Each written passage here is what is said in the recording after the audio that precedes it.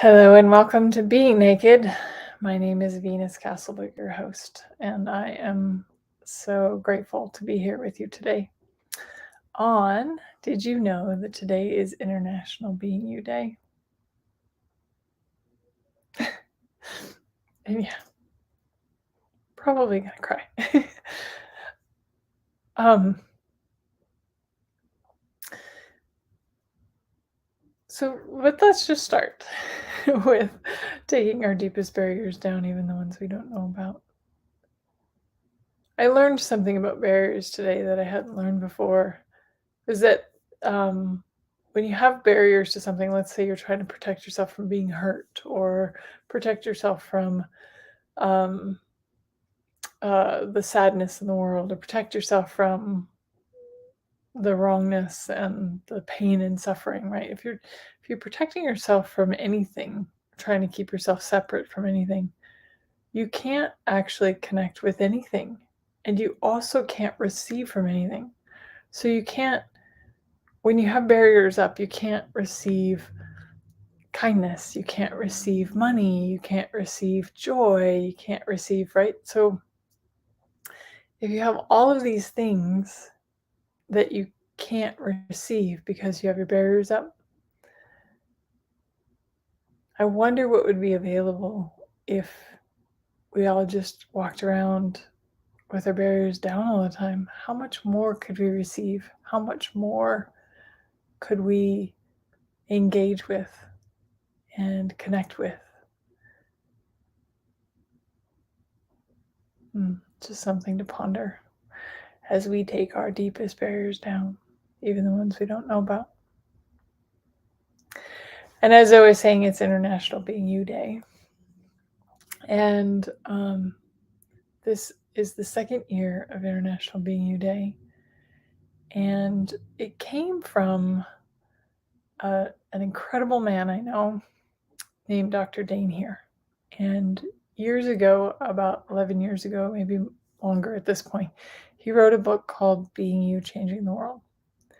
And I know for myself personally that book, it changed my life. It yeah, it really is such a gift to myself. It's changed many people's lives and people very close to me. And essentially, it's just this beautiful invitation to be you. And I know for me, that was not acceptable. um, that if I wanted to fit in or if I wanted to belong anywhere, I had to bend, staple, and mutilate myself, cut myself off so that I could fit into other people's projections and expectations of me. And it started from a very young age. Uh, I can even remember my dad being angry at me if I shut the car door too hard, because that was considered slamming, or angry at me if I didn't shut the door, I shut the door too softly because then it wasn't actually shut. Like there was this perfect way of shutting the door. And I know none of you can relate. Like there's always this perfect way that we think we're supposed to be. We think we're supposed to show up a certain way in the world, look a certain way, um, age a certain way, be a certain weight, um, get specific grades. Going to school, we all that somebody, whether it was your teacher or your parents, somebody expected you to get good grades. You should at least get a B. C was, barely okay. And if you were a really good student, an A was acceptable. And I know for me personally that I've spent a good portion of my life trying to be perfect, trying to look perfect, trying to appear perfect, look like I have it all together. I don't, by the way. I am still a work in progress all the time. um, trying to fit in. If I feel like I fit in, then I'm like, okay, I got it right. I got something right. If I'm not fitting in, then I'm wrong. And none of that is actually who we truly are. It's all these projected expectations. So, what if you're weird? I know I'm very weird. Just don't show it very much. Like, it's like, wow, I don't talk about the entity thing. I don't talk about the fact that I do energy work and talk about this thing called access consciousness that much that has changed my life so dynamically, is such a beautiful gift in the world, that there's these tools that can actually help you have a greater life, to be happier, to um God, to change your relationships, to make more money. Like, there are these amazing tools, and I noticed how I don't talk about it that much because it's weird, because it's different. Um, I do these sessions called Symphony of Possibility sessions. They're amazing sessions. They're energy work, but they change things that you couldn't imagine. And I I don't talk about that because it's weird. Well, in the old dictionary, the old definition of weird was of spirit, fate, or destiny. So what if weird isn't that weird after all?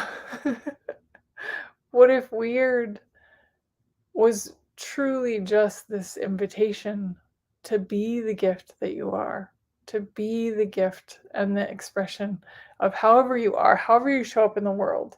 Um, all of our quirks and our little idiosyncrasies and the times when we're loud, the times when we emote. I cry.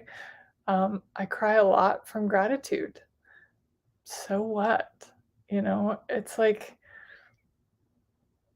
I guess I've just really been pondering this, like, if we didn't show up as our image or as how we think people expect to see us, what can we be and create beyond that?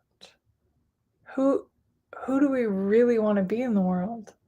And if that's weird to some people or different or people don't understand, who the fuck cares? Like, really, like, this isn't their life you're living. This is your life you're living. And I'll leave you with this today. If this is your life you're living, then when are you going to start living it? Or are you still going to wait until you have it figured out and right and good and perfect? And trust me, I've been doing it a very long time. So I'm not inviting you to something I'm not inviting myself to. But, like, being you is the greatest invitation and gift you can give the world. And yeah, everybody else is already taken anyway. I think Oscar Wilde said that. Be you, everybody else is already taken. So, happy International Being You Day. I'm so grateful for you, and I truly would love to see more of you being you in the world. And what an invitation that could be. Have a great day. Bye.